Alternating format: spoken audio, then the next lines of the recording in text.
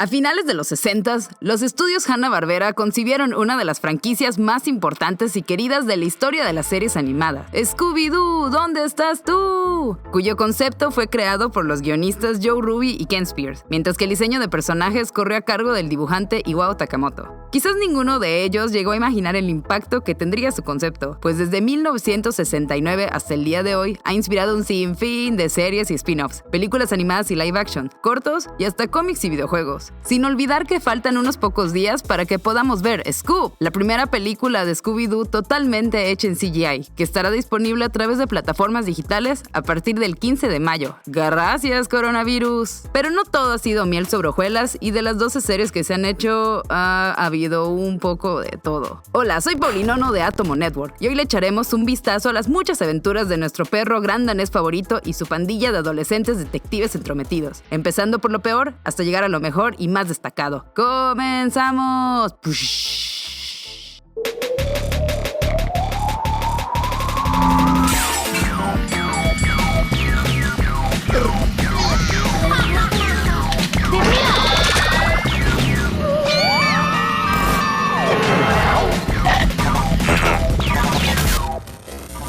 El show de Scooby-Doo y Scrappy-Doo. Yo lo sé, ustedes lo saben, y hasta la primera película live action de Scooby-Doo lo reconoce. Scrappy-Doo fue uno de los peores añadidos que se le han hecho a una serie. Este molesto sobrino de Scooby se creó con la intención de variar un poco la fórmula del show y darle un tono más de comedia. Sin embargo, lo único que provocó fue que todos tuvieran gastritis y que la audiencia apagara su televisión cada vez que Scrappy aparecía para hacerse al héroe, cuando en realidad solo empeoraba la situación, mientras gritaba ¡Poder perruno! A todo pulmón. No sé a quién se le ocurrió poner a alguien tan molesto e intransigente como coprotagonista. Para colmo, esto hizo que los demás personajes, como Vilma, Daphne y Fred, pasaran a ser prácticamente de reparto. Es casi un milagro que la franquicia haya sobrevivido a semejante tropiezo. Pero, como no hay mal que por bien no venga, Scrappy se ha convertido en un chiste recurrente en donde siempre es objeto de humillación. Se lo merece por ser chiquito y chistoso y feo. Esta serie se transmitió en 1979 y solo contó con 16 capítulos. Por desgracia, tuvimos que tragarnos una especie de segunda temporada llamada El Nuevo Show de Scooby y Scrappy-Doo, que se estrenó en 1983. Y para rematar esta infame trilogía, sacaron Los Nuevos Misterios de Scooby-Doo en 1984, más o menos como las secuelas que nadie pidió de Cars y de Planes.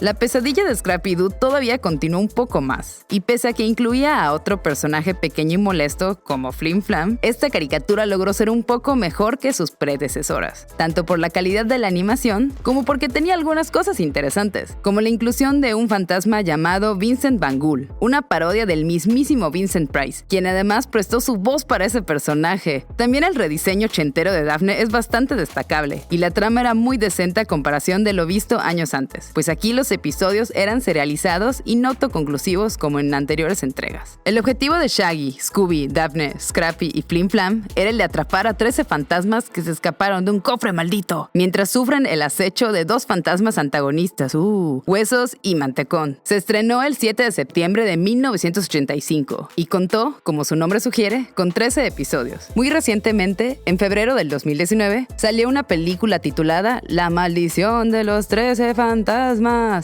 que sirvió como final para la serie, que originalmente había quedado inconclusa. Qué bueno que solo tuvimos que esperar 35 años. Shaggy y Scooby-Doo, detectives, el musical. Dentro de las reimaginaciones que han tenido estos dos personajes, Shaggy y Scooby-Doo, detectives, es una de las más radicales y que más se desapegan de la premisa original. Aparecida en el 2006, nos cuenta las aventuras que tuvo este dúo, luego de que se separaron de sus amigos, pues Shaggy heredó la mansión y la fortuna de su desaparecido tío Albert, un inventor que creó unas Scooby galletas todas chidas, capaces de darle poderes al que las comiera. Esta serie era más orientada a la aventura y contó con un villano recurrente, el Dr. Phineas Phipps. También se sumó al elenco un robot mayordomo conocido como Robbie. Los demás miembros de la pandilla, Vilma, Fred y Daphne, aparecían de vez en cuando, pero nunca eran relevantes para la trama. Los episodios, en su mayoría, mantenían un poco la continuidad, siendo este uno de los pocos puntos destacables que tuvo Shaggy y Scooby-Doo Detectives. Esta serie animada pasó sin mucha pena ni gloria, y es de las más olvidables, por lo regular y genérica que era, pero al menos no aparecía Scrappy.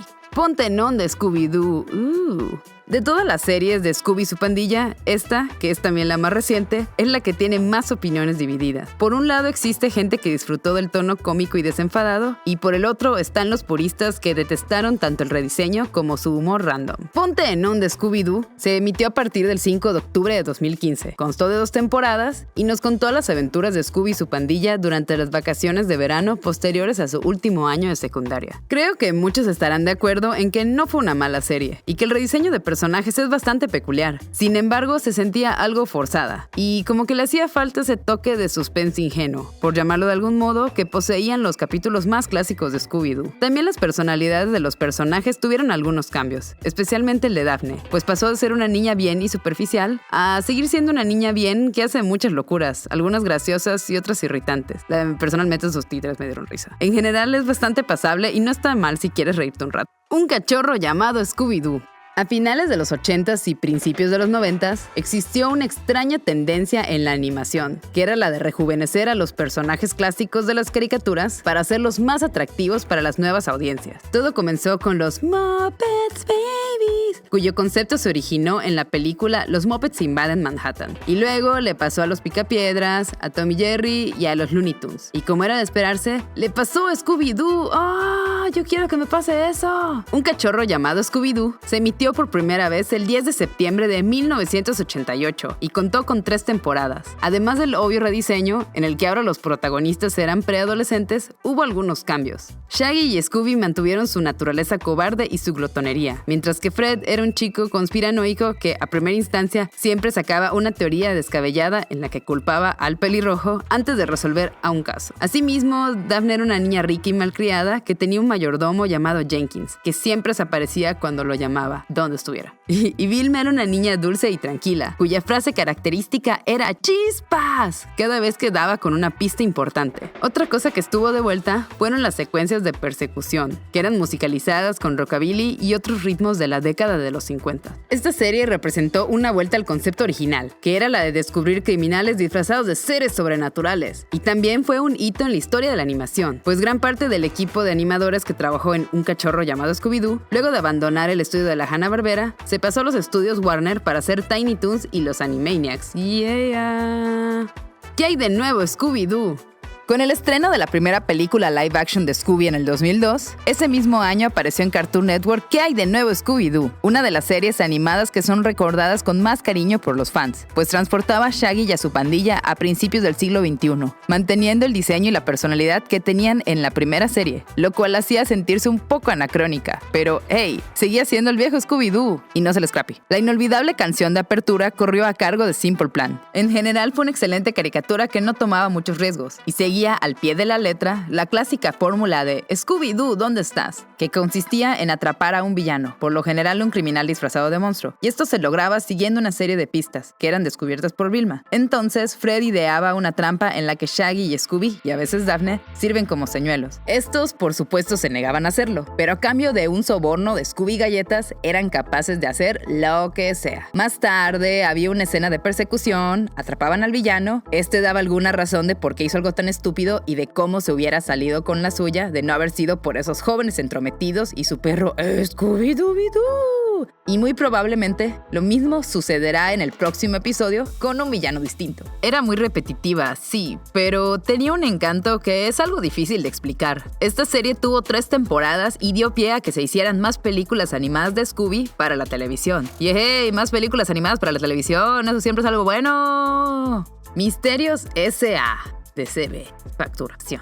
Si ¿Qué hay de nuevo, Scooby-Doo? Trajo de vuelta todo lo que amábamos de esta franquicia, Misterios S.A., que salió al aire en 2010, lo llevó al otro extremo y nos ofreció un tono más oscuro y adulto en sus aventuras, así como una mirada mucho más cínica y cruel sobre la personalidad y manías de cada uno de los protagonistas. Hasta el día de hoy, esta serie es considerada por muchos como la mejor de Scooby-Doo, y no es para menos, pues es auténticamente aterradora, con un humor tan negro que nos sorprende que haya sido transmitida en horario familiar. Y por si fuera poco, nos da un trasfondo psicológico de sus personajes como nunca antes se había visto. También es de las pocas series de Scooby en tener episodios serializados, solo que aquí su desarrollo es más inquietante y centrado en el suspenso, por lo que siempre esperabas con ansiedad el siguiente capítulo. Por si fuera poco, es bastante autoparódica, o dicho de otra forma, vas a encontrar referencias a las series anteriores y toneladas de fanservice. A lo largo del programa veremos a Scooby y a su pandilla desentrañando los misterios del pueblo Cueva de Cristal, al mismo tiempo que enfrentan a sus demonios internos. Pues Fred busca la admiración y respeto de su padre, Daddy Issues, que está más interesado en el dinero que él. Daphne se siente menospreciada por su familia ricachona. Vilma se siente atraída por Shaggy, pero no logra llamar su atención. Y Shaggy parece tener un problema muy serio para relacionarse con las personas. Misterios S.A. contó con 2 temporadas, que sumadas dan un total de 52 episodios, y todos nos pusimos tristes de que no hubieran más capítulos, pues era excelente.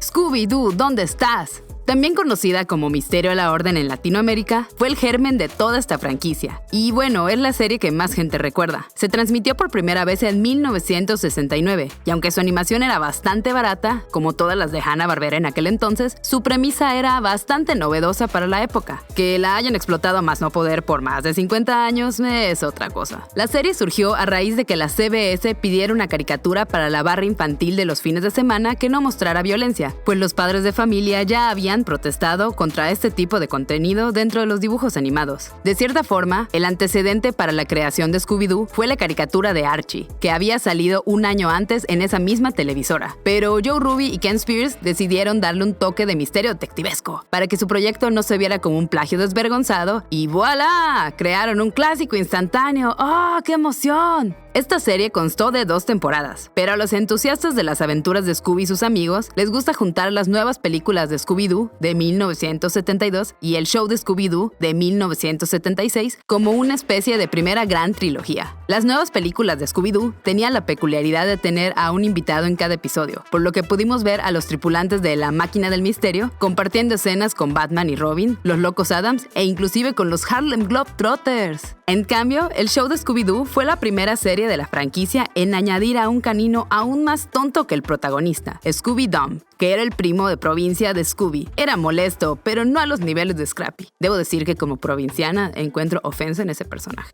Mención honorífica: The Scooby-Doo Project.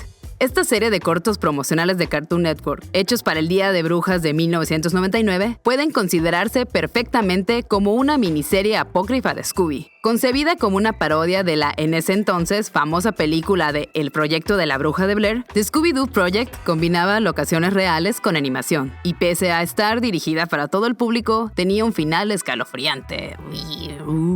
¿Cuál es tu serie favorita de Scooby? ¿Con qué personajes te identificas? ¿Piensas que Scrappy no era tan malo? Haznos saber en la caja de comentarios. Ya sabes cómo va esto. Danos un like, suscríbete si no lo has hecho, comparte el video con tus amigos y pégale a esa campana que ha estado diciendo cosas muy malas de tus papás, me dijeron, para recibir todas las notificaciones, todas. Soy Paulinono de Atomo Network. ¡Nos vemos! Outro.